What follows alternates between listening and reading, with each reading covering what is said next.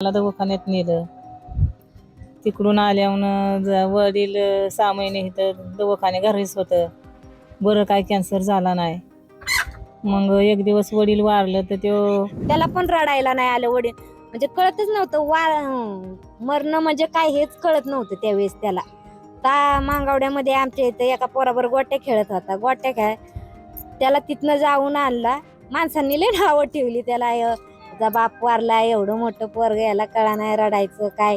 कुठं आपलं थोडं दिवसांनी त्याच्या आईला जरा वेड लागलं. वडील वारल्यावर वेड लागल्यानं तिच्या नाकातनं यातनं रक्त यायचं. ही येड्यावानी फिरायची फारिस्टात ह्याच्यात तिकडं. तिला वाटायचं माझं मालक इथं दिसते आणि मला तिथं दिसते आणि असं वाटायचं तिला. पण ती आपल्या ती बहानातच असायची.